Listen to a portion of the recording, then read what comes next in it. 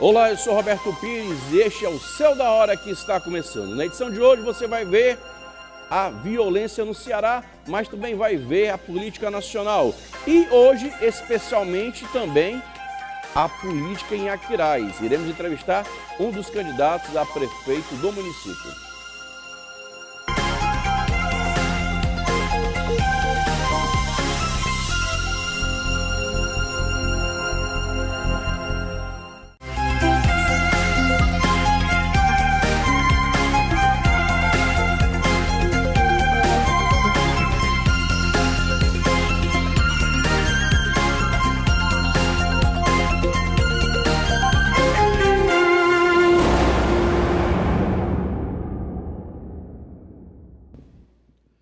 Olá, nesse bloco iremos entrevistar um servidor público do Aquiraz, vereador do município e candidato a prefeito do Aquiraz.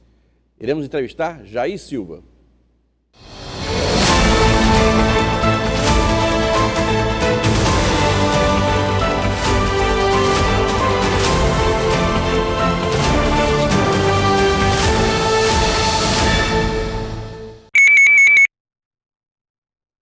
Candidato Jair Silva, seja muito bem-vindo.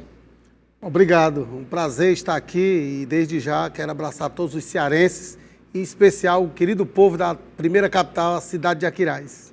Olha, Jair, a gente que lhe conhece, sabemos que o senhor é um vereador atuante, está presidente da Câmara Municipal, mas o porquê o senhor deseja ser o prefeito de Aquiraz? Muito bem, diante da insensibilidade, das dificuldades e da falta de amor pela cidade, da falta de alguém que tenha uma relação com a cidade, com o povo da cidade, nós colocamos o nosso nome diante dos apelos da própria população e ter alguém administrando a cidade que tenha relação com a cidade, que conheça as pessoas, que conheça a história da cidade. Isso nos motivou a lançar o nosso nome e colocar o nosso nome à disposição da sociedade, da população de Aquiraz. Candidato, no seu plano de governo tem ali propostas para a saúde do município de Aquiraz. Quais são essas propostas? Nós precisamos revitalizar a saúde de Aquiraz, sobretudo na atenção básica, que são os postos de saúde. Nós queremos ampliar o terceiro turno no atendimento no período da noite em todas as unidades básicas de saúde do município. Um dos problemas cruciais é a fila nas cirurgias que nós iremos erradicar.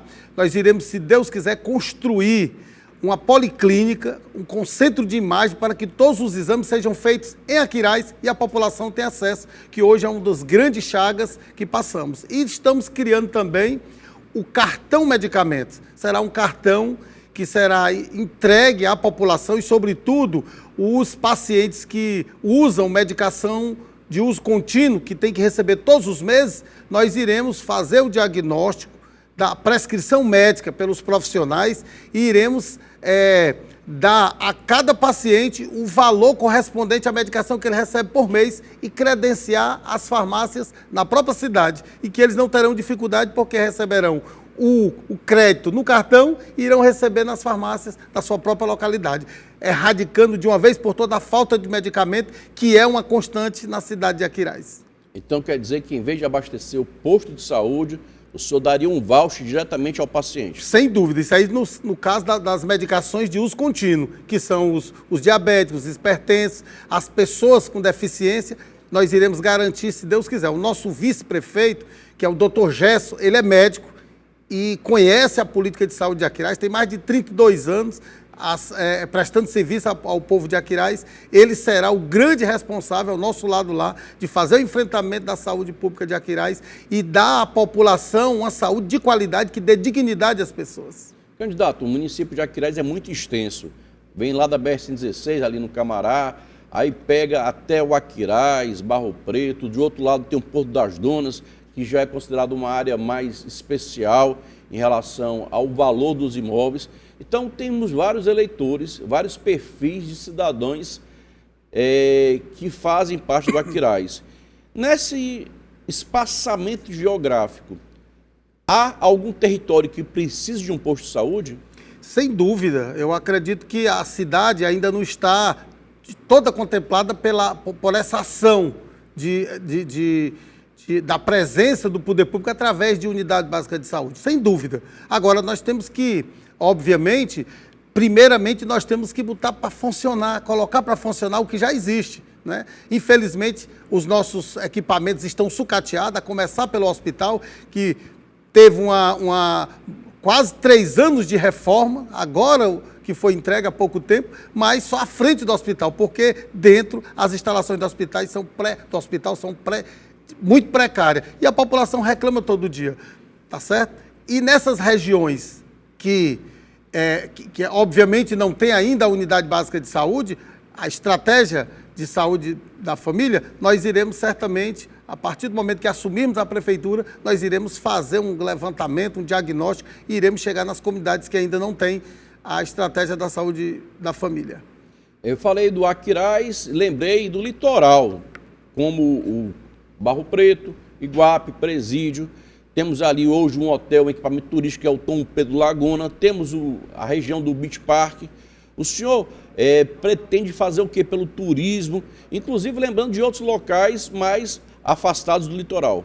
Sem dúvida. Nós temos 43 quilômetros de litoral.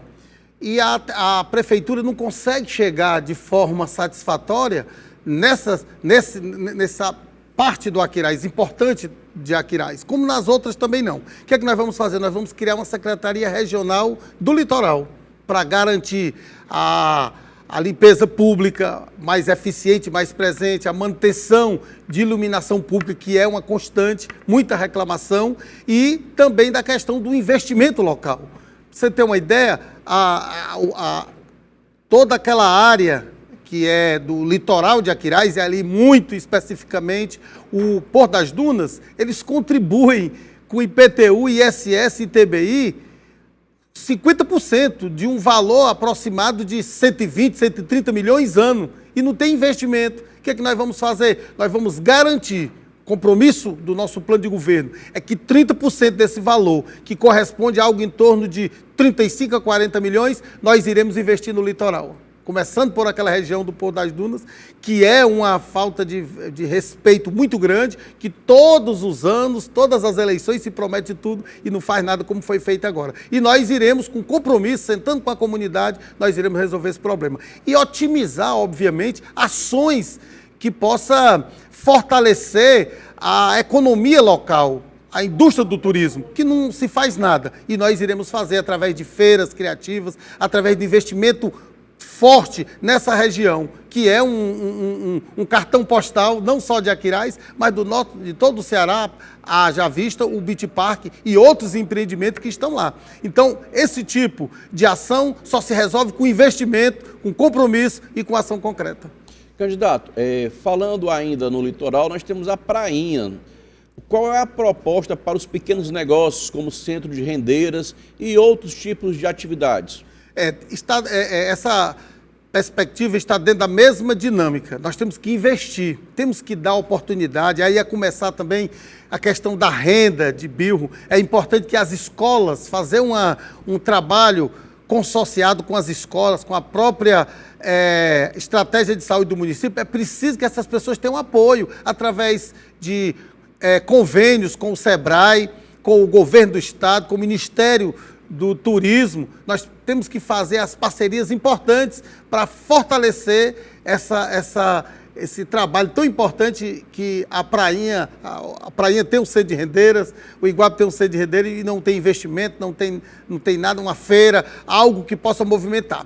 Prainha, Iguape, Porto das Dunas, Batoque, o próprio Praia do Presídio, o Barro Preto, são regiões que precisam de eventos criativos, trazer o turista e fazer acontecer. E nós estamos comprometidos com esse trabalho e iremos fazer. E mudar o perfil socioeconômico da região litorânea de Aquiraz. Candidato, durante essa atual gestão, uma polêmica envolvendo a compra da merenda escolar. O que o candidato Jair Silva pretende fazer para garantir merenda de boa qualidade para os alunos, mas também garantir a transparência na administração pública? Pronto. Primeiro, eu gostaria de colocar aqui, o nosso plano de governo será um plano participativo. Nosso plano já foi apresentado, nós estamos discutindo com a população, iremos ampliar, iremos fazer uma execução orçamentária também participativa, que é o que nós chamamos, que é a essência do Partido dos Trabalhadores do PT, que é o orçamento participativo.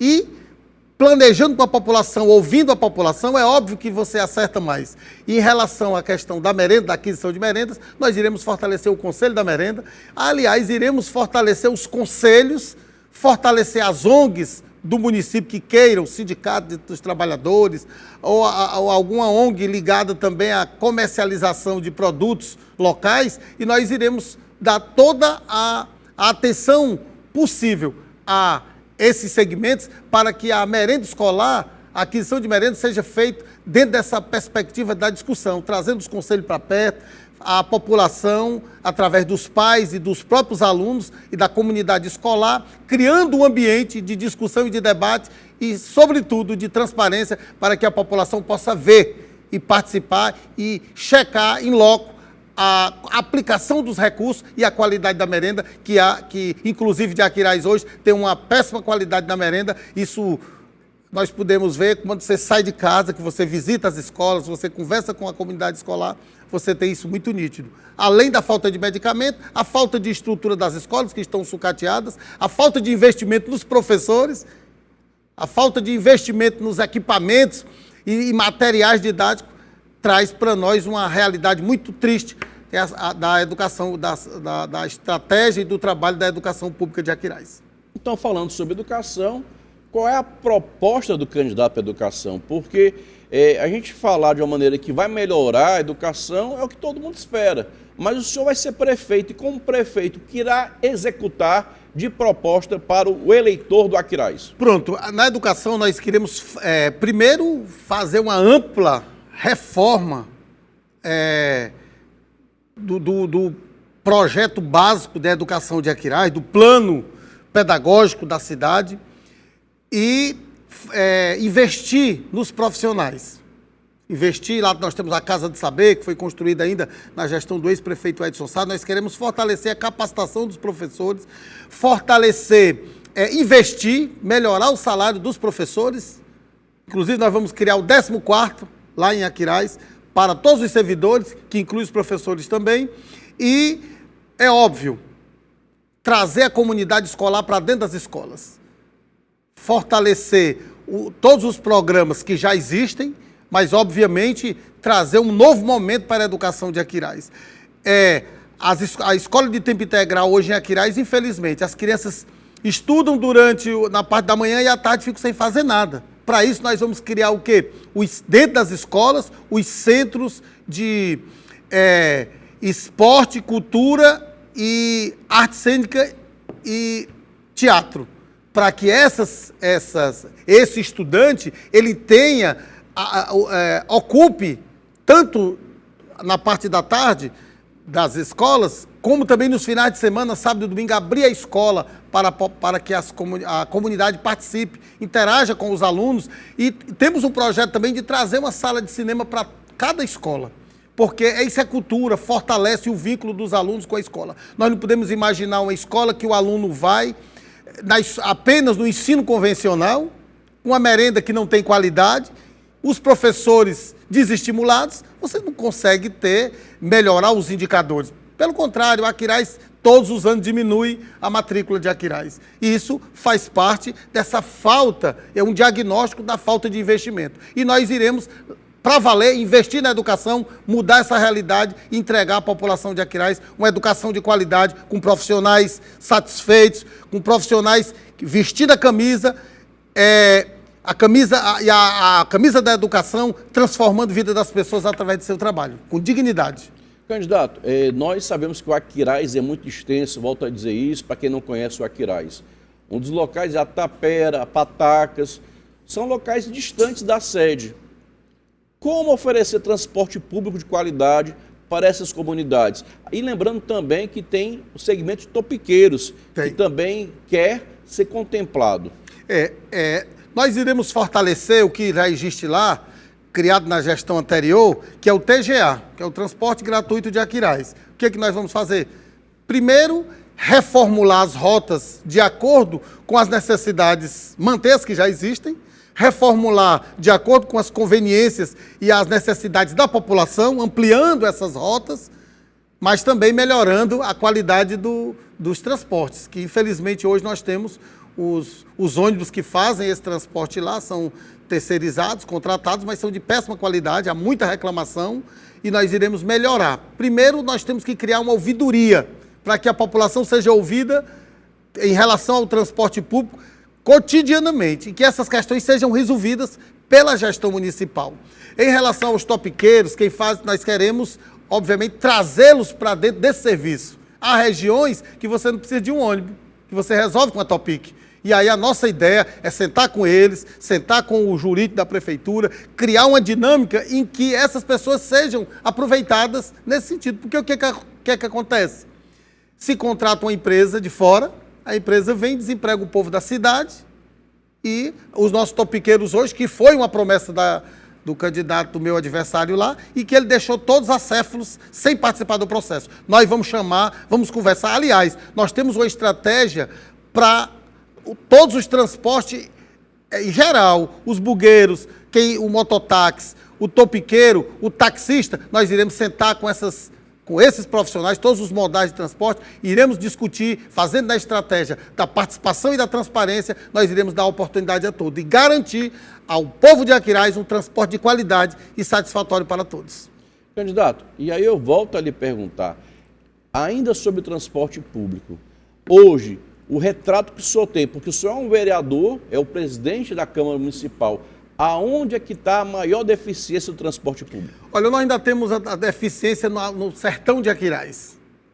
Há uma dificuldade, ainda é uma estratégia nossa, nós iremos interligar, nós iremos construir vias públicas, vias de acesso que possam interligar a sede do município aos distritos mais distantes, como Justiniano de Serpa. As pessoas andam pela BR-116. Por quê? Porque não dá para andar, as estradas são de péssimas qualidades, nem manutenção tem. E nós iremos fazer essas ligações no distrito de Caponga da Bernarda, passando pela Aroeira, do Engenho de Papeiro para chegar à sede, e também do Ramos, passando pela Lagoa das Canas, Ribeira, Lagoa das Canas, Engenho de Papeiro, Junco, até chegar à sede do município. Nós iremos integrar o sistema de transporte, nós iremos integrar o município para que esse serviço seja ofertado à contenda e todas as localidades sejam atendidas. Para exemplificar também, nós temos aqui uma região, embora seja muito próximo da sede, mas tem toda uma dificuldade de transporte, que é o Porto das Dunas. E nós queremos fazer também essa estratégia lá, para integrar o município e que as pessoas tenham transporte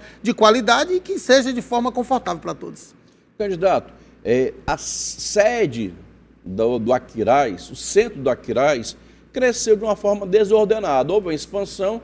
O senhor pretende fazer o quê para reurbanizar, requalificar o centro do seu município? Pronto. Primeiro, é uma ideia nossa, está dentro do nosso plano de governo, nós queremos revitalizar o centro histórico da cidade. Porque, infelizmente, faltou, por parte dos gestores em Aquiraz, um cuidado e um zelo com a história da cidade. Então, primeiro, nós queremos requalificar o centro histórico da cidade e fazer, através do plano diretor, fazer um reordenamento da cidade, tanto do ponto de vista do trânsito, do acesso de trânsito, como também nós temos ruas e avenidas quase no centro da cidade que ainda não tem pavimentação e iluminação a contento. Qual é a proposta, então, concretamente? Olha, eu Jair Silva, me comprometo com o quê? Com o povo da Aquiraz? Olha, objetivamente nós nos comprometemos em colocar o povo de Aquiraz e as necessidades do povo de Aquiraz no orçamento da cidade. Nós temos um orçamento para este ano de 2024 no valor de 517 milhões, que dividido por 2, nós temos aí 43 milhões mês, algumas cifras, dividido por 30, nós temos mais de 1 milhão e 400 por dia no município e as coisas não acontecem. O meu compromisso maior com o povo de Aquiraz, o nosso compromisso é colocar as necessidades do povo no orçamento da cidade. Inverter as prioridades, colocando o povo como a prioridade principal. Investir na educação, em saúde de qualidade, em assistência de qualidade, assistência social que não tem uma cesta básica, que não tem um programa voltado para as famílias vulneráveis. Nós estamos criando um programa Renda Mínima, que será um salário mínimo que será feito o cadastro através da Secretaria de Assistência Social para as famílias em situação de vulnerabilidade. Mas, para isso, nós não vamos deixar as pessoas a vida toda, meu amigo Roberto, e povo de Aquiraz, esperando por uma renda mínima, não. Nós iremos investir muito forte na geração de emprego e renda. Nós iremos implantar 2 novos distritos industriais em Aquiraz para instalarmos 20 indústrias, gerarmos 3.500 empregos para minimizar a questão da falta de emprego e melhorar a qualidade de vida das pessoas através da renda. E para isso acontecer, nós também iremos criar um centro de capacitação profissional na sede do município para os jovens, para as pessoas que estão desempregadas, nós iremos dar oportunidade a todos. Além do ensino convencional, que é uma obrigação do município, que é o ensino fundamental, nós iremos ofertar o EJA, Educação de Jovens e Adultos, para que as pessoas que não tiveram oportunidade, elas tenham oportunidade agora. Nós vamos criar um programa chamado Agente de Cidadania, que irá percorrer todo o município. Obviamente, nós iremos georreferenciar o município, dividir em regiões, e esse profissional vai andar em todas as casas, fazendo um diagnóstico social das famílias, quem é empregado, quem não é empregado, quem é aposentado, quem estuda, quem não estuda, quem quer estudar, quer voltar a estudar. Nós teremos um diagnóstico completo da cidade. Em 6 meses nós teremos esse diagnóstico, para que essas ações, essas estratégias, elas sejam colocadas em prática. O nosso compromisso é em mudar o perfil socioeconômico de Aquiraz. Você não me perguntou e eu vou me aproveitar para dizer, ainda na demanda da saúde, infelizmente, nós temos lá uma falta muito grande da presença dos agentes de saúde, que foi um programa criado pelo governador Tassa aqui no Ceará e que transformou-se numa política nacional. Infelizmente, nós temos lá várias e várias áreas descobertas. Uma das primeiras providências, ao chegarmos na prefeitura, se Deus quiser e o povo assim confirmar, nós iremos realizar concurso público. Porque o que existe lá, hoje, são seleções chamadas, não são nem seleções, são burlações, as pessoas já são de cartas marcadas. Nós iremos fazer concurso público com as melhores instituições desse país para garantir a oportunidade para as pessoas que têm capacidade. Vamos fazer concurso para todas as áreas, né? Aumentar, por exemplo, aqui na saúde, cobrir todas as áreas que estão descobertas de agente de saúde. Aonde está descoberto? Aonde está descoberto? Em várias regiões. Eu podia te dizer, lá no meu distrito, mesmo Engenho de Papeiro, está descoberto. Quase todo o município está.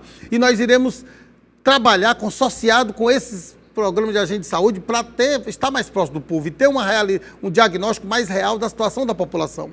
Então, guarda municipal e agente de trânsito. Muito pouco aqui. Nós iremos inicialmente dobrar o número de Hoje são quantos agentes? Qual o compromisso do senhor? Não tem 30. Não tem 30, só queria dobrar para 60, é isso? Mais ou menos isso. Candidato, a gente está aqui... porque a cidade está descoberta. Está descoberta. Você tem mais a presença na sede do município. Mas nós temos 9 distritos, 8 distritos além da sede. É preciso que tenha a presença dos agentes de trânsito e da Guarda Municipal. E é isso que a gente precisa discutir, candidato, porque o Aquiraz é muito amplo. Nós estamos ali ouvindo aqui, a população está ouvindo as suas propostas, e aí eu lhe pergunto, o atual gestor, o senhor está dizendo que ele não priorizou a leitura que eu estou fazendo. Ele não priorizou o quê e o que o senhor vai priorizar, como é que o senhor vai executar isso? Porque o senhor está lançando aqui algumas ideias que deverá ter um impacto orçamentário. Vai ter dinheiro para isso, porque é fácil prometer, mas cumprir, o senhor vai poder cumprir? Nós iremos cumprir aquilo que eu falei, nós vamos inverter as prioridades, economizar no gasto e gastar bem. Mas o senhor é o fiscal hoje da atual gestão. Sou. E aonde é que está tendo um gasto desnecessário? Folha de pagamento, por exemplo. Hoje nós temos, segundo as informações, nós temos mais de 3.000 contratos. Muitas pessoas que não comparecem nem na repartição. Então, o que estou dizendo é isso. Se você tinha uma folha de pagamento na gestão anterior de 8 milhões e hoje você tem de 16, tem uma coisa errada. Então,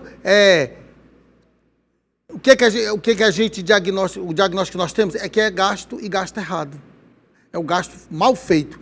E, por isso, que as coisas não acontecem. Lá então, quase nada foi priorizado. Deixa eu lhe provocar aqui, candidato. Tá. O senhor vai diminuir os servidores do município?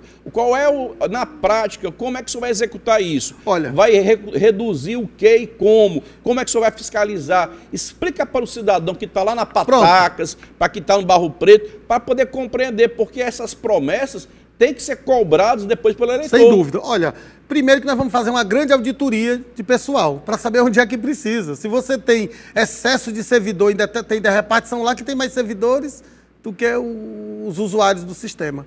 Então nós vamos fazer uma auditoria na parte de pessoal e saber o que nós precisamos para o Aquiraz acontecer. Nós precisamos de quantos servidores? Nós vamos trabalhar nessa perspectiva. Você não pode imaginar que a prefeitura vai ser o cabide de emprego da cidade. Por isso que eu quero gerar emprego, através da iniciativa privada. Tá certo? E uma outra coisa, eu não vou ser um prefeito que vou ficar o tempo todo na cidade, olhando os problemas e endividando o município, não. Nós iremos instalar um escritório em Brasília, com projetistas, com engenheiros, com técnicos, para fazermos os projetos e fazer as parcerias com o governo federal, do presidente Lula, e com o governo do estado, do governador Humano, com o apoio do senador e ministro Camilo Santana, e trazer aporte financeiro para que essas políticas aconteçam. Aquiraz é um município, como eu falei, um município rico. Nós temos aí um incremento de receita todos os anos de quase 70 milhões por ano. Mas eu lhe pergunto, candidato, o senhor, inclusive, está presidente da Câmara Municipal. Recentemente, se eu não estiver enganado, me corrija, houve um debate com o Bruno Gonçalves, o prefeito, dizendo que estava ali havendo necessidade de uma readequação orçamentária, porque faltou dinheiro. O que foi que aconteceu? Não faltou dinheiro. Ele apenas, aquilo que eu estou falando, eu não vou fazer uma gestão sem planejamento. Vou fazer uma gestão com planejamento. E esse planejamento eu não vou fazer dentro do escritório de contabilidade, não. Eu vou fazer o planejamento com a população. Nossa primeira providência, no dia 1º de janeiro, nós iremos instalar, nós iremos montar uma equipe e nós iremos para as comunidades fazermos o nosso plano de governo, adequando o plano de governo ao orçamento da cidade, para que a execução orçamentária ela seja feita sobre o olhar da população, das entidades, dos organismos, do próprio Ministério Público, da Câmara Municipal. O que aconteceu da vez passada é porque o prefeito, em 2022, ele fez um orçamento para a cidade de 18 milhões para limpeza pública, quando, na verdade, o orçamento era de 30. E aí a gente fez esse questionamento. Por quê? Por que a cidade não se planejou para fazer a execução orçamentária daquilo que realmente precisava? Foi mais ou menos isso. Mas não falta, nessa perspectiva, e não era falta do dinheiro, era falta do planejamento da cidade. Mas nós aprovamos. 30 milhões para limpeza pública é o suficiente, candidato? Eu acho que é muito dinheiro. A cidade continua suja. E o senhor, como prefeito, o que irá adotar? Porque a gente está aqui lhe perguntando, candidato, até porque na hora que o senhor se resiste, candidato, o senhor botou lá o programa de governo. Sim. Qual é a proposta para limpeza urbana?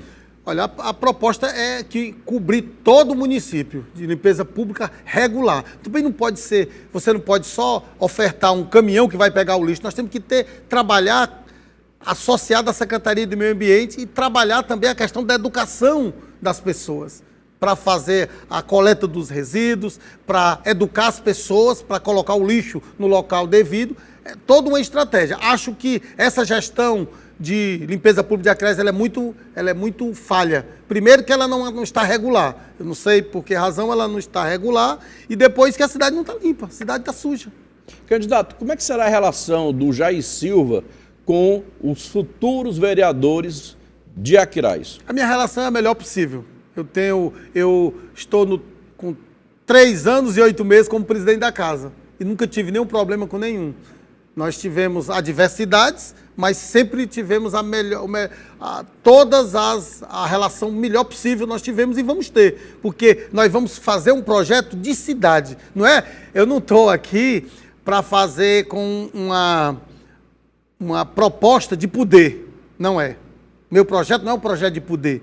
Meu projeto é um projeto de cidade. Eu quero poder, nos 4 anos em que nós estivermos à frente da prefeitura com o povo, quero sempre enfatizar, ao lado do meu vice-prefeito, Dr. Gerson, e do povo, eu quero entregar uma cidade muito melhor, uma cidade mais justa, mais igual para todos. Não é que eu queira, esteja pensando, eu não quero nem falar em reeleição, porque eu inclusive sou contra a reeleição. Acho que ela atrapalha muito a gestão.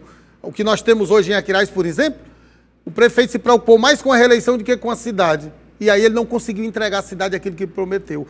Inúmeros projetos não aconteceram. E muitos que ele lançou já perdeu-se pelo caminho. Então, tem muita mídia e pouca realidade. Se você bota o seu pé, vai andar na cidade, vai ouvir as pessoas, você vai ouvir o que está acontecendo com a saúde de Aquiraz, o que está acontecendo com a educação, com a limpeza pública da cidade, com a iluminação pública da cidade, com o transporte que é ofertado pela cidade. É fraco. Candidato, então o senhor está dizendo que o atual prefeito Bruno Gonçalves prometeu e não entregou. Não entregou. O que ele prometeu que o senhor vai entregar? Renda mínima, ele prometeu e não entregou. Requalificar o Porto das Dunas, ele prometeu e não entregou. Concurso público, ele prometeu e não entregou. Nós vamos entregar.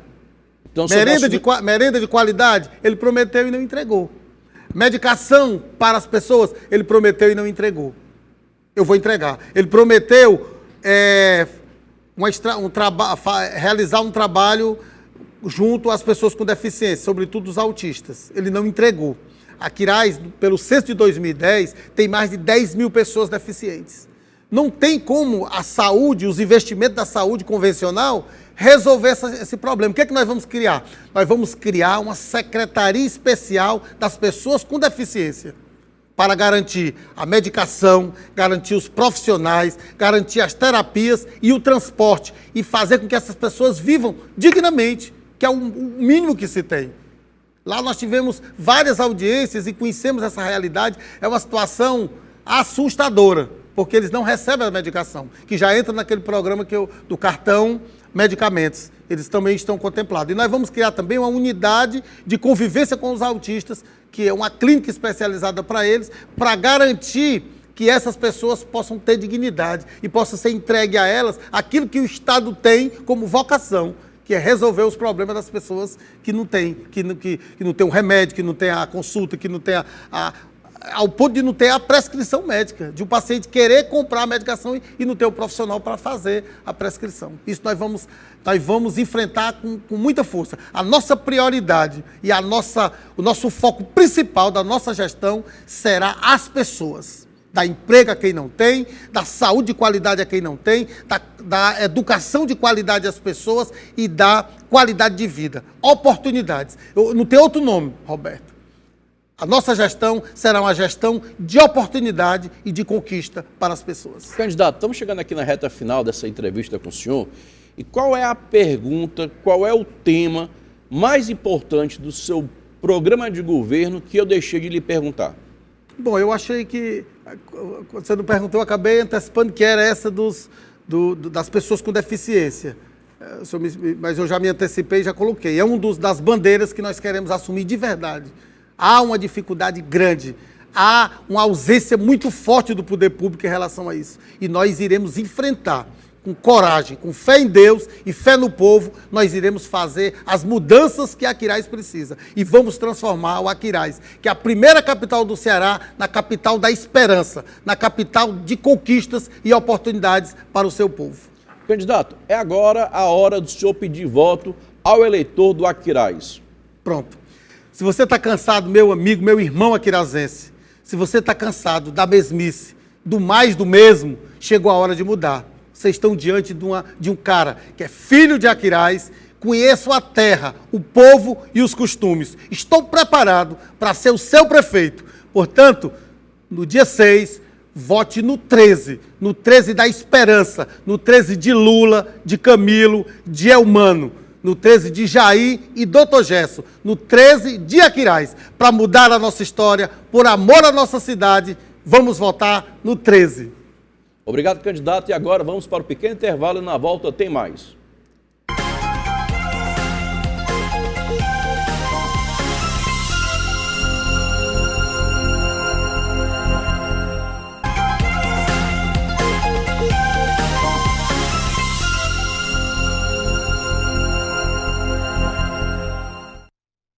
Bem, estamos de volta e agora com o especialista em direito penitenciário, Dr. Cláudio Justa. Dr. Cláudio, nós, semana passada, tivemos conhecimento de uma fuga de presos de uma das instituições prisionais do Ceará. A polícia, a Secretaria de Segurança Pública, a SAP, rapidamente apreenderam pelo menos 5. Mas o que é que está acontecendo nesse momento? Boa tarde, Roberto, boa tarde, seus telespectadores. A grande realidade é a seguinte: o sistema penitenciário cearense sempre foi problemático. Por quê? Porque ele sempre foi negligenciado do ponto de vista orçamentário. Para você ter uma ideia, em 2015, 2016, a pasta de Justiça tinha o menor orçamento das secretarias do Estado. Então, o que é que significa? A pasta que cuidava, hoje nós temos uma secretaria autônoma, que é a Secretaria de Administração Penitenciária, mas a pasta que cuidava tinha o menor orçamento do Estado. Consequência, você tinha um volume maior de prisões, o crime estava cada vez, as facções estavam chegando, se infiltrando dentro das comunidades, existiam as prisões e havia a superlotação carcerária. Esse foi um dos pontos que desencadeou a grande crise prisional de maio de 2016. Nós tivemos também a questão da discussão sindical e aí se faz aí uma reflexão sobre até que ponto, ao tempo, os agentes penitenciários concorreram para aquela situação mais grave. Mas o ponto é o seguinte: a partir de 2019, o governador Camilo chamou um especialista em disciplinamento prisional, em controle prisional, que é o atual secretário Mário Albuquerque, que teve continuidade tanto no governo da professora Isolda, como agora do Elmano de Freitas. Ocorre o seguinte: o investimento para o sistema penitenciário, não obstante tenha aumentado significativamente de lá para cá, ainda não é suficiente para você fazer uma gestão adequada desse mesmo sistema. Ou seja, as cadeias públicas, por exemplo, dos interiores, elas foram fechadas pela medida de segurança. Isso acarretou o deslocamento de presos para as grandes unidades do Estado. Isso gerou uma superlotação e, com a superlotação, dificilmente você consegue tanto o disciplinamento eficaz como o desenvolvimento de programas, de atividade, de terapia, enfim, de estudo, de capacitação. E a superlotação aumenta poderes de facções, de liderança de facções dentro do sistema penitenciário.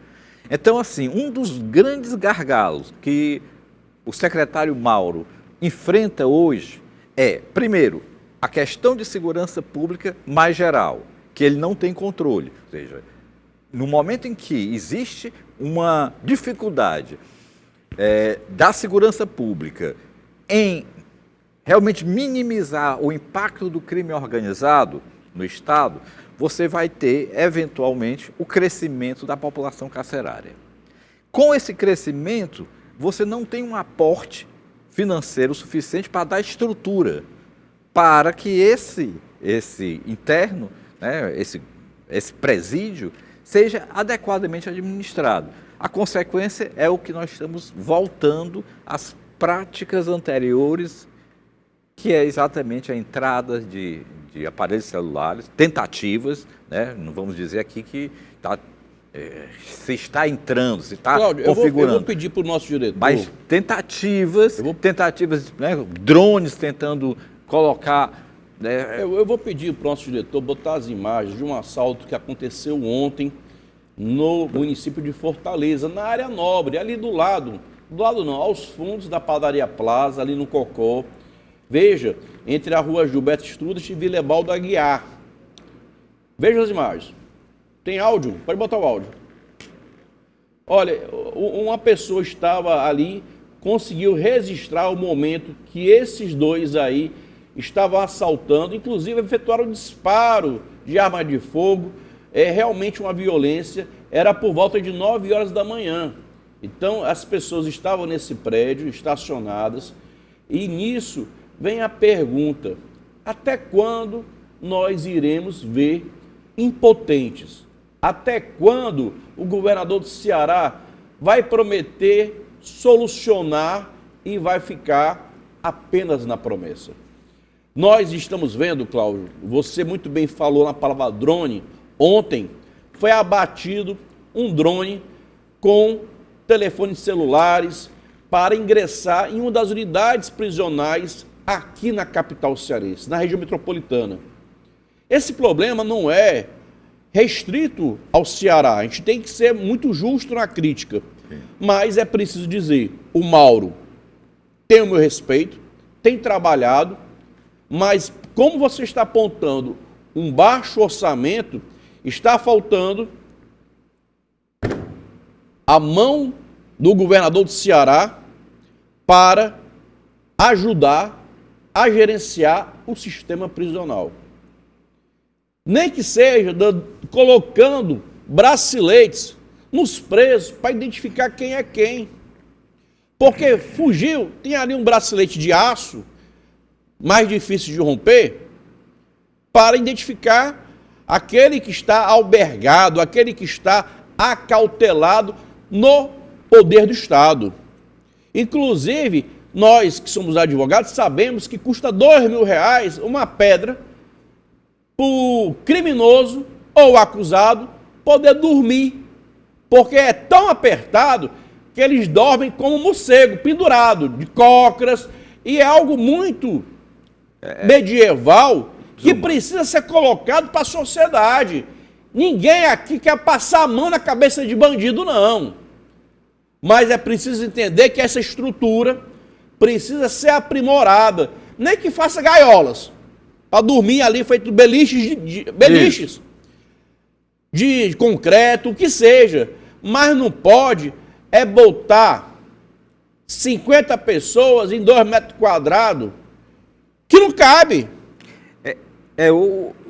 Você identificou muito bem. Nós temos um problema estrutural que tem ligação com orçamento.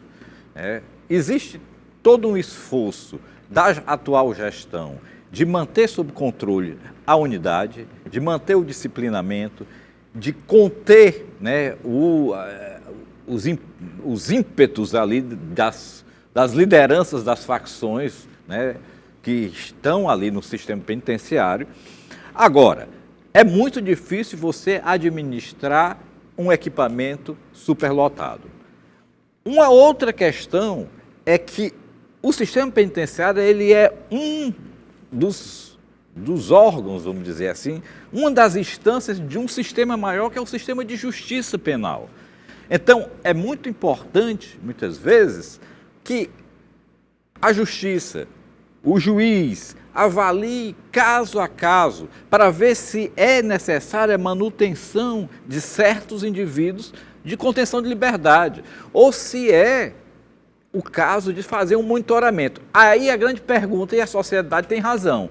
Sim, mas eu vejo os cabos monitorados e, mesmo assim, cometendo crime. Aí é que entra a questão da tecnologia e da estrutura.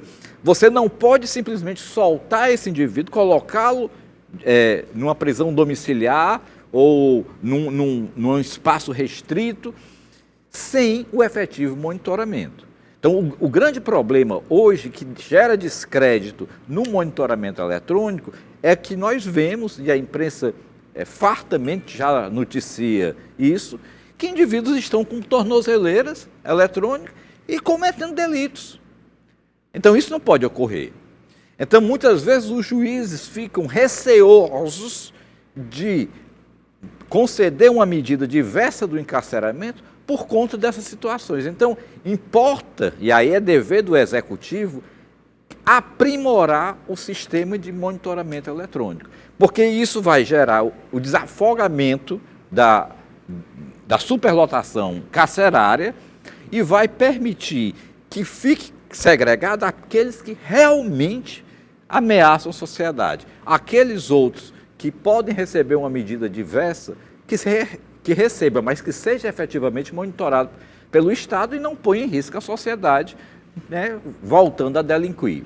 Olha, eu vou pedir para o Erley Alves, que trabalha com a gente aqui no nosso estúdio, para vir aqui e fazer, viu, Erley? Quando você puder, aparece aqui para a gente poder fazer uma adequação.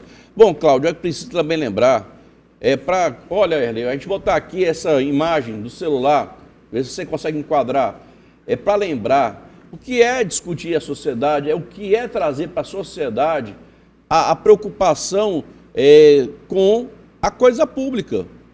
Porque a gente precisa trazer o debate, o papel do governador, a importância do governador em trazer as prioridades para o nosso Estado.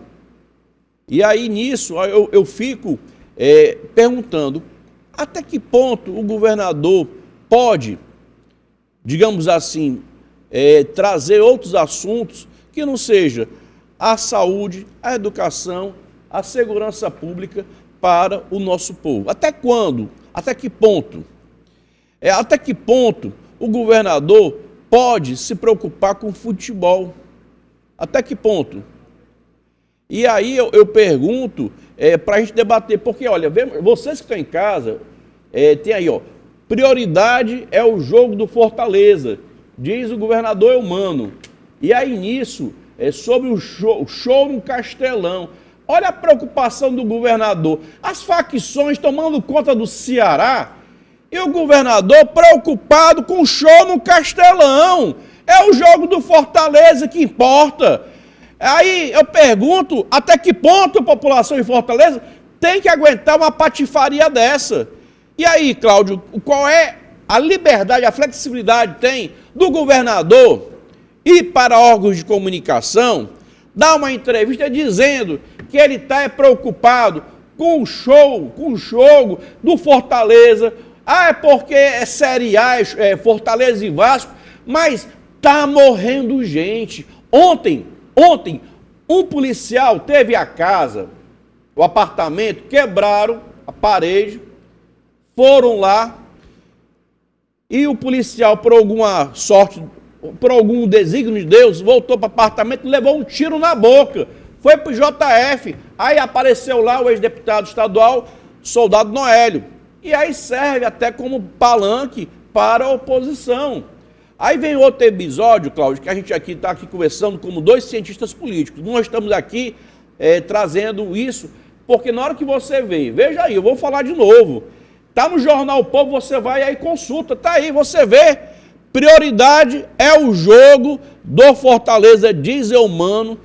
Dá tempo, Cláudio, para o governador se perder tempo com isso? Olha, uma coisa é muito importante. Eu sou de um tempo em que o governador se reservava a se dirigir à população naqueles assuntos que realmente tinham grande relevância. E os outros aspectos, como, por exemplo, aspecto da cultura, aspecto do esporte, era reservado ao secretário. O secretário se manifestava. Hoje, a gente vê o governador falando de tudo. Estamos em novos tempos, redes sociais, maior transparência. Mas isso passa também a ideia de que, como você colocou, o governo fala de tudo. E não realiza. Entende assim? O risco também dessa... Não quero aqui fazer uma crítica direta ao governador, ao governador Eumano, longe disso. Eu estou fazendo uma crítica maior à estrutura de comunicação de governo. A fala do governador é algo muito importante. Ela deve ficar reservada, eu assim entendo, e sou de uma época em que os governadores seguiam mais ou menos esse padrão, aqueles assuntos que tocam mais sensivelmente a sociedade. Tanto que existia horário reservado, horário novo, para a declaração do governador do Estado, como existe para a declaração do presidente da República. Então, a gente não pode banalizar a fala do governador. realmente não é fala para o governador ficar dizendo que prefere o jogo do Fortaleza ao show do Caetano Veloso. Sinto muito, respeito a pessoa do governador, mas entendo que não é a melhor estratégia para a comunicação governamental. Hoje nós temos problemas seríssimos, que a sociedade quer uma resposta e que a fala pessoal do governador tem um peso muito grande. Deixa os outros assuntos, vamos dizer, com aqueles secretários das pastas, né, os coordenadores, enfim, que o governador se reserve a fazer, eventualmente, um compromisso com a população e realizar. Não apenas comentar. O governador não pode ser comentarista de fatos. Ele tem que dizer o que é que ele vai fazer. Porque comentarista de fatos sou eu, você, nós que fazemos parte da sociedade civil, nós comentamos os fatos. Porque nós não temos aqui a chave do cofre, o poder diretivo para dar uma solução. O que é bem diferente da posição do governador. O governador tem nas suas mãos, né, dentro das suas atribuições, a possibilidade de realizar atos concretos para minimizar esses problemas. Então, não é interessante o governador ficar em rede social comentando tudo. Olha, eu vou pedir a participação sua. O Hélio já está providenciando o WhatsApp para você participar e mandar a tua opinião. Porque para que serve o governador? E aí o doutor Cláudio Justa, que está conosco hoje, ele traz a reflexão. O governador deve falar sobre o que e quando falar. É por isso, Cláudio, que se dá o nome de quem exerce certas funções de autoridade. O governador, por ser um chefe do poder executivo, ele tem a autoridade para, inclusive, ser atendido no telefonema pelo chefe do poder judiciário, pelo chefe do poder legislativo. Então, esse é o que importa para o povo cearense.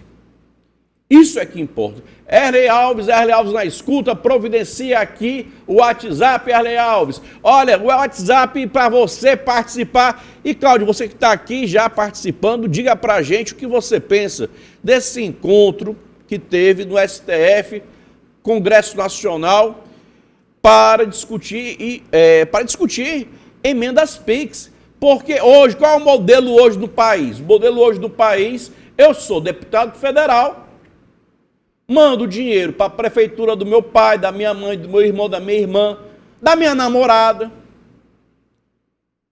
E aí nisso, eu faço um contrato com uma obra, numa casadinha, licitação fraudulenta, faço um esquema. Aí a emenda PIX veio salvaguardar, proteger, inclusive com a falta de transparência, o esquema todo que move esse país, o país da bandalheira, que é preciso alguém ter coragem de dizer, mesmo correndo risco do Alexandre mandar me prender. Alexandre de Moraes, eita Alexandre de Moraes, vou fazer disso, para eu poder rezar para não ser preso, eu vou pedir um pequeno intervalo, eu vou ali e volto já.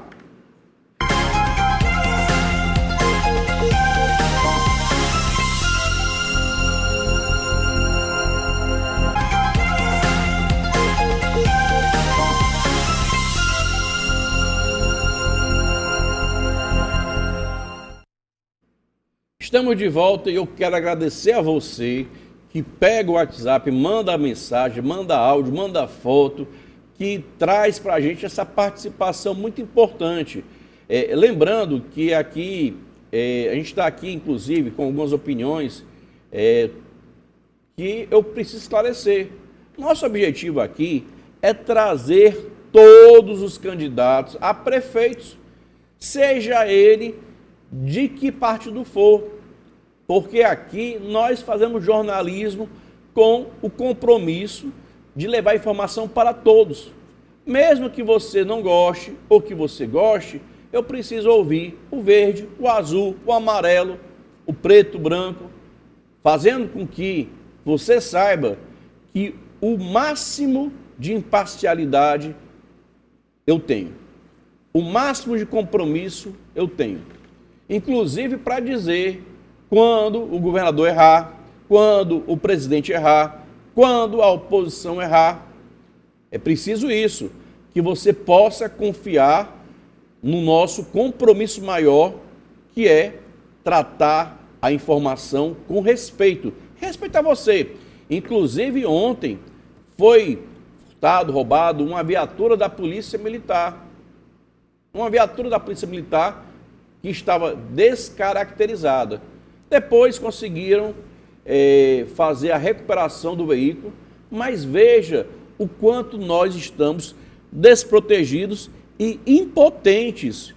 Cláudio, essas imagens que eu botei no bloco anterior do assalto ali no Cocó, ele está ali no quadrilátero, que está Padre Tomás, Engenheiro Santana Júnior, Santos Dumont e ali a Batista de Oliveira.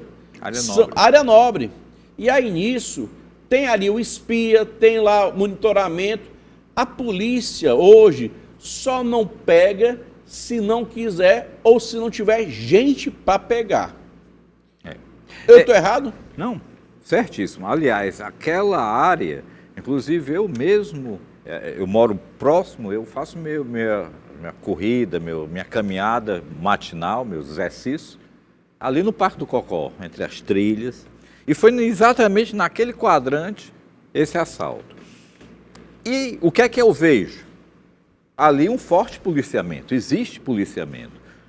Mas a pergunta é, qual é o nível de ousadia tão grande dos assaltantes?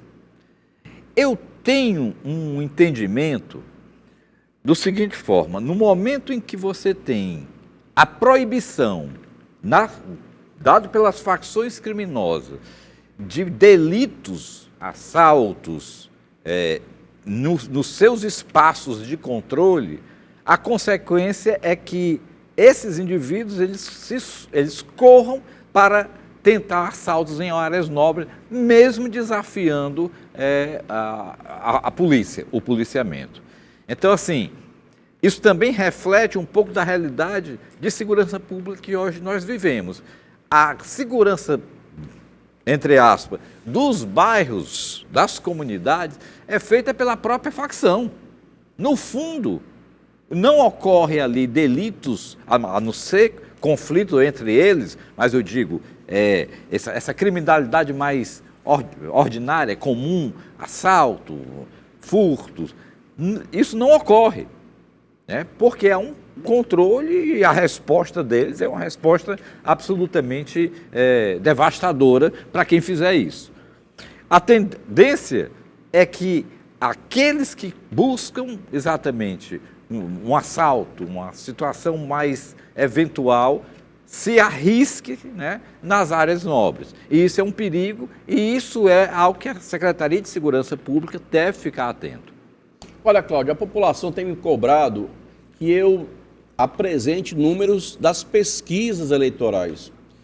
E eu acho que tem tanta picaretagem em pesquisa eleitoral que eu optei por não dar números que podem estar me induzindo a erro, levando o eleitor a ser enganado e muitas vezes forçando o voto útil.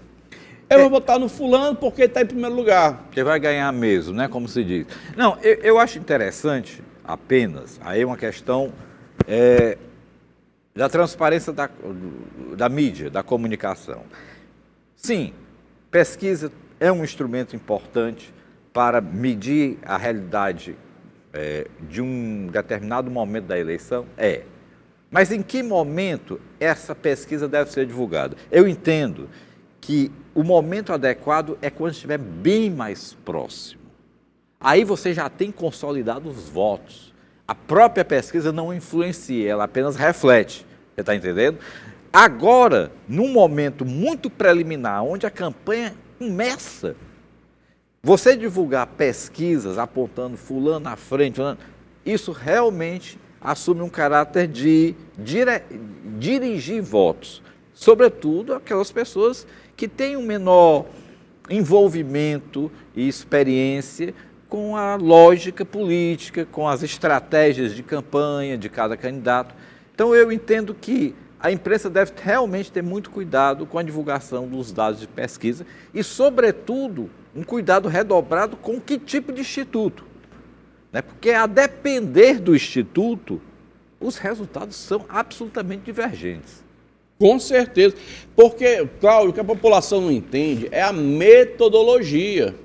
Você pega um instituto, por exemplo, que ele diz que mandou um link de forma digital, ninguém sabe como é que foi, se foi por WhatsApp, se foi por SMS, ninguém sabe como é que chegou na mão do cidadão, se foi por e-mail. Aí diz que mandou um link aleatório digital. Aí, quem respondeu a pesquisa, será que está em Fortaleza? Será que está em São Paulo?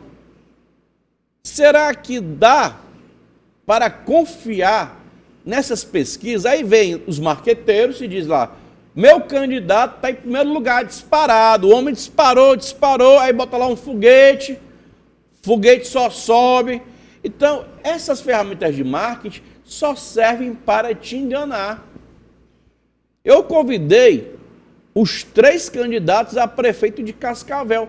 Apenas até agora, a única candidata que se mostrou disponível para ser entrevistada, pressionada, para esclarecer as propostas, foi a Ana Fife. Aí vem a pergunta, os outros não foram avisados, os outros não estão sabendo ou os outros estão com medo. Porque é um direito do candidato dar entrevista ou não dar entrevista, participar do debate ou se imiscuir, se afastar. Por exemplo, hoje tem um debate no município de Caucaia. Sim. Um candidato já disse que não vai. E aí vem para você a pergunta, Cláudio, até que ponto podemos ter o personagem lamaçal, um personagem fictício, que chega e diz, em vez de responder a pergunta do debatedor ou do entrevistador, ele fala tudo menos o que importa para aquele interlocutor. Então, até que ponto vale a pena na democracia a gente ter um palhaço, um picareta, um lamaçal? Até que ponto? Muitas vezes a política, o momento eleitoral, ele é utilizado, infelizmente, por partidos e por indivíduos que não visam exatamente a concorrência em si do processo, mas estão visando a promoção. A promoção pessoal. Não estão ali em franca concorrência. Né? E existem situações de partidos que nem mesmo tempo de televisão acaba tendo e que se lança justamente para tentar futuramente fazer uma composição, arregimentar alguns votos e fazer uma composição e ter ali uma repartição de poder.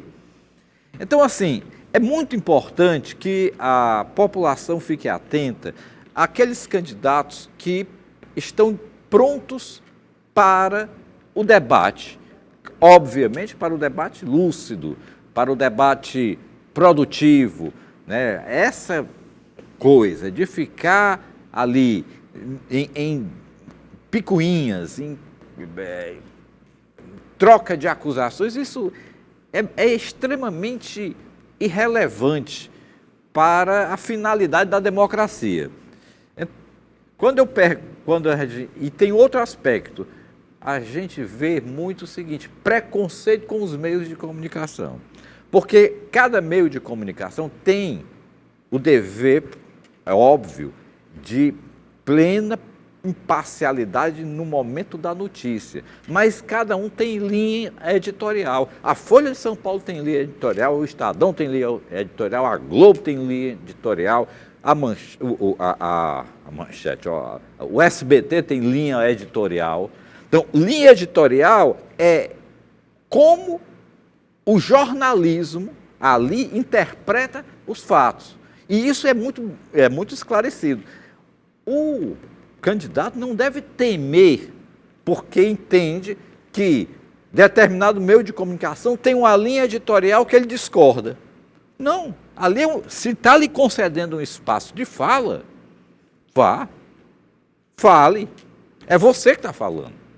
Defenda a sua posição, independente do meio. Então, no momento que a TV União abre o espaço para plena comunicação de propostas, né, com um tempo razoável, como nós vemos, é um tempo bem significativo, eu acho muito estranho candidatos se recusarem. Aí a gente pergunta, em que medida eles têm realmente interesse de divulgar uma proposta, né, de gestão? Até que ponto eles estão realmente envolvidos no processo eleitoral, como uma disputa séria, né, concorrencial, ou simplesmente estão utilizando o processo eleitoral para outras finalidades? Olha, Cláudio, a sua reflexão é muito importante. Eu quero já avisar que na próxima segunda-feira o candidato Júnior Chaves, candidato a prefeito do município de Pacajus, já está programado, agendado para vir aqui na TV União, e tantos outros iremos trazer. Mas o que eu quero deixar claro para você, para o senhor, para a senhora, é que nós vamos convidar e oportunizar. Como ontem eu perguntei para o candidato qual é a proposta para o transporte público. Qual é a proposta? Porque eu fico aqui, Cláudio, pensando, quem não anda a pé não sabe o que é uma calçada plana, desobstruída. Qual é a importância de uma parada de ônibus segura, de um ônibus pontual? Não conhece. Então, é preciso respirar o dia a dia do município. É preciso ter ouvidos a você, eleitor e eleitora. É preciso ter a humildade. Eu trouxe aqui, eu achei muito bacana, eu trouxe aqui o secretário de Saúde, Cláudio. Sim. Secretário Galeno. Falei, secretário Galeno, a população está reclamando do CAPS. Sabe o que foi que ele disse? Realmente está ruim e ainda não conseguimos consertar. Veja que ele poderia se ausentar da entrevista, poderia mentir, mas ele optou pelo caminho da seriedade na política. Sim. E é por isso que é tão importante o WhatsApp do Programa da Hora, porque aqui eu escuto quem está em casa. Quem não tem lugar de fala e de vez. Sim.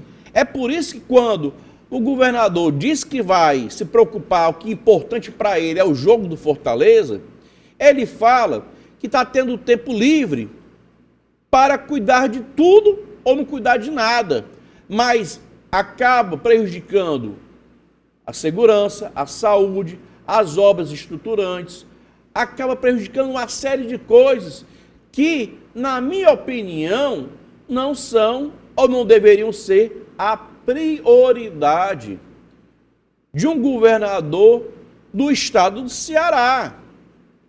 Porque o tempo da gente é muito curto. Sim. O tempo do senhor e da senhora é muito curto. E aí, eu só tenho a pedir a você que abra o olho. E o pior, Cláudio, que as correções só conseguem ser feitas de 4 em 4 anos.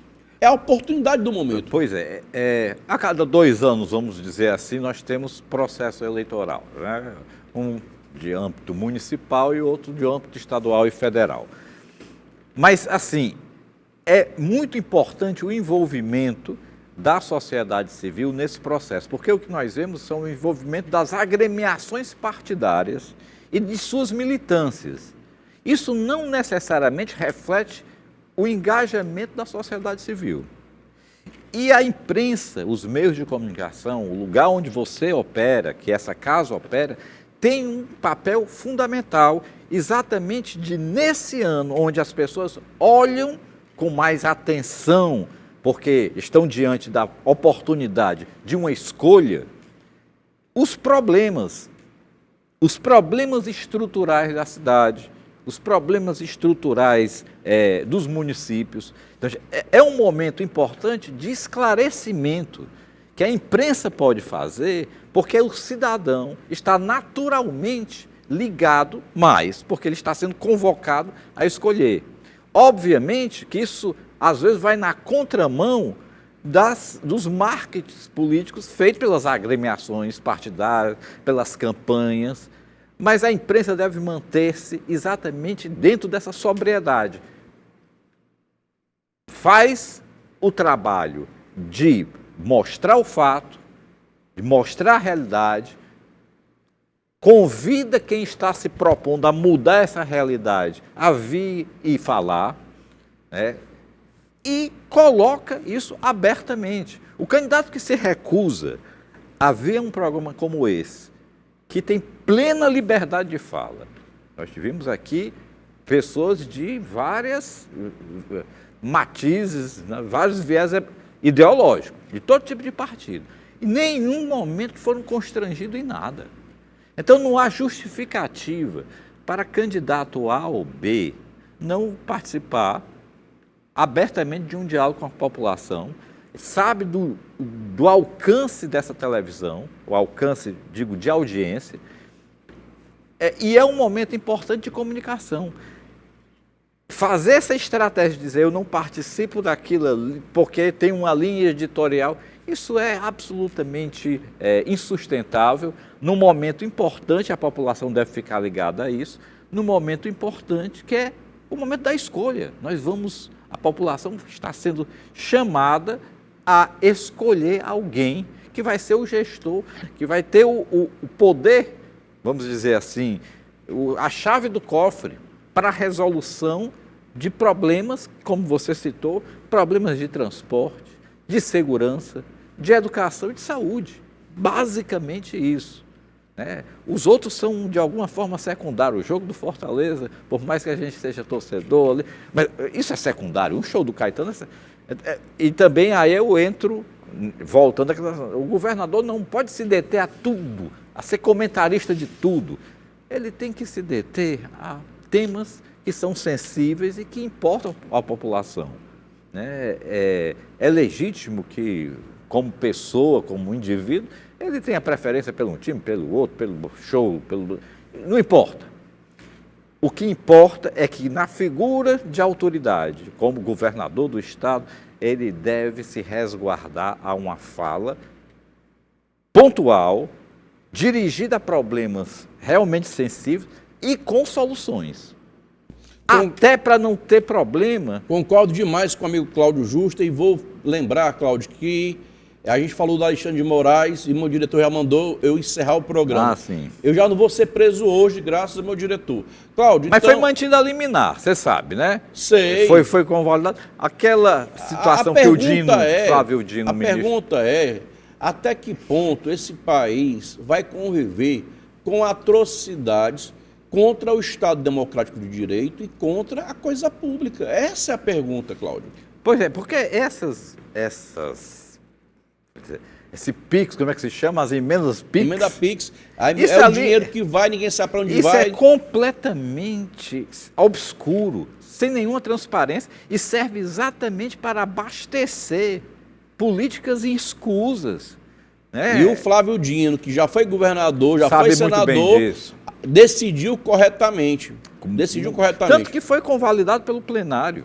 Agora eu vou pedir ao amigo Cláudio Justa que faça suas considerações finais, inclusive se quiser mandar um abraço para a enfermeira, que você conhece melhor do que eu, pode mandar.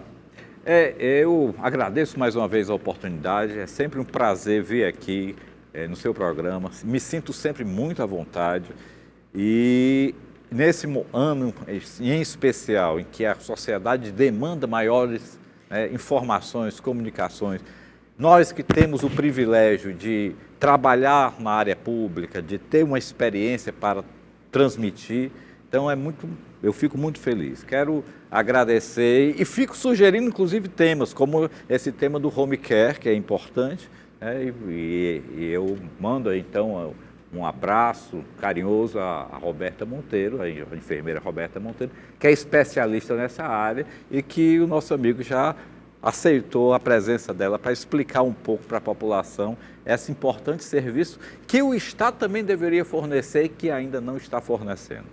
Olha, é debate, é polêmica, Cláudio Justa já trazendo uma casca de banana para mim. Por quê? Porque você vai saber nos próximos dias, nas próximas edições do Da Hora. E lembrando que amanhã tem mais. Tchau!